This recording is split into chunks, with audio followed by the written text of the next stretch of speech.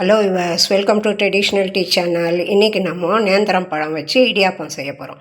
எப்படி செய்யுதுன்னு வீடியோக்குள்ளே போய் பார்க்கலாம் வாங்க. நம்ம இந்த 2 நேந்திரம் பழத்தை வச்சு தான் ஒரு டிஷ்ஷு பண்ண போகிறோம். இப்போ இந்த 2 நேந்திரம் பழத்தை வெட்டி ஆவியில் வச்சு எடுத்துக்கலாம். இப்போ இந்த நேந்திரம் பழத்தை ஒரு பழத்தையும் 3ஆக வெட்டிட்டேன்.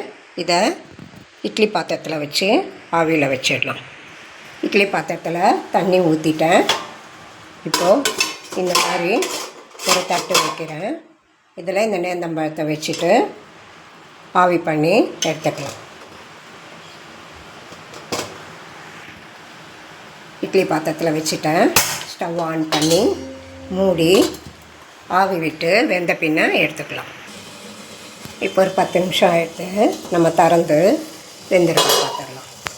நல்லா வெந்திருக்கு, தோலெல்லாம் கழண்டு வந்திருக்கு பாருங்கள். இப்போ நம்ம எடுத்து ஆற வச்சிடலாம். இப்போ பாருங்கள், நல்லா ஆறிடுத்து. இதில் இருக்க தோலெல்லாம் எடுத்து பழத்தை மிக்சியில் போட்டு மையாக அரைச்சி எடுத்துன்னு வந்துடலாம். பாருங்கள், இப்போ தோலை எடுத்துட்டேன். இதை ஒரு மிக்சியில் போட்டு மாவாக அரைச்சி எடுத்துன்னு வந்துடலாம். பாருங்கள், நல்லா மையாக அரைச்சி எடுத்துன்னு வந்துட்டேன். இதை ஒரு பாத்திரத்தில் மாற்றிக்கலாம். இந்த பாத்திரத்தில் தான் போட்டுடலாம். இந்த பாத்திரத்தில் மாற்றிட்டு அந்த விழுதை கொஞ்சோண்டு ஒரு 2 ஸ்பூனு சர்க்கரை போட்டுக்கிறேன். இது கொஞ்சம் பழுக்கில், அதனால் கொஞ்சம் சர்க்கரை போட்டிருக்கேன். பழுத்த வாழைப்பழமாக இருந்தால் சர்க்கரை வேண்டாம். இது கொஞ்சம் பழுக்கணும், அதனால் சர்க்கரை போட்டிருக்கேன். இதோட கொஞ்சம் கொஞ்சமாக இந்த மாதிரி ஒரு கிண்ணத்தில் அரிசி மாவு எடுத்து வச்சுருக்கேன். இதை கொஞ்சம் கொஞ்சமாக போட்டு பிசைஞ்சிடலாம். இப்போ பாருங்கள், இந்த மாதிரி பிசைஞ்சிட்டேன். இப்போ கொஞ்சம் நெய் ஊற்றிக்கலாம். கொஞ்சமாக நெய் ஊற்றி பிசைஞ்சோம்னா கொஞ்சம் வாசனையாக இருக்கும். அதனால் கொஞ்சமாக நெய் ஊற்றி ஒரு 2 ஸ்பூன் நெய் ஊற்றி பிசைஞ்சிடலாம். பாருங்கள், நெய் ஊற்றி பிசைஞ்சிட்டேன். இந்த மாதிரி தளராக இருக்கணும். ரொம்ப கெட்டியாகவும் இருக்கக்கூடாது, ரொம்ப லூஸாகவும் இருக்கக்கூடாது. புழியறதுக்கு ஈஸியாக இருக்கணும். இந்த மாதிரி தளராக இருக்கணும். இப்போ நம்ம இந்த அச்சில் இந்த இடியாப்பை இதை போட்டுட்டு புழிஞ்சி எடுத்துக்கலாம். பாருங்கள், வாழை இலை வச்சுருக்கேன். இது மேலே கொஞ்சம் தேங்காய் தூவி விட்டுருக்கேன். இதுக்கு மேலே நான் அந்த இடியாப்பத்தை புழிஞ்சி விட்டுறேன்.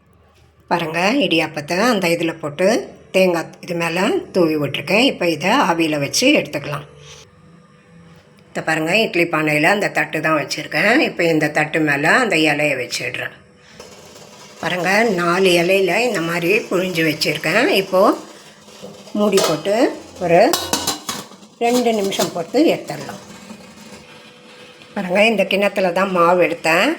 நான் கால்வாசி மாவு வச்சிட்டேன். போட்டு கொஞ்சம் கொஞ்சமாக பார்த்து எடுத்துக்கலாம். ஏன்னா சிலப்போ மாவு ஜாஸ்தியாகவும் சிலப்போ கம்மியாகவும். எனக்கு இவ்வளோ மீந்தெடுத்து, நீங்களும் அதே மாதிரி கொஞ்சம் கொஞ்சமாக போட்டு பிசைஞ்சுக்கோங்க. பாருங்கள், 2 நிமிஷம் ஆயிடுத்து. இப்போ நம்ம எப்படி இருக்குன்னு திறந்து பார்த்துடலாம். பாருங்கள், ஆமாங்குது, நல்லா வெந்திருக்கு. இப்போ வெளியில் எடுத்துடலாம். இப்போது இலையிலையும் ஆறிடுத்து. நம்ம எடுத்து அந்த தட்டில் போட்டுடலாம்.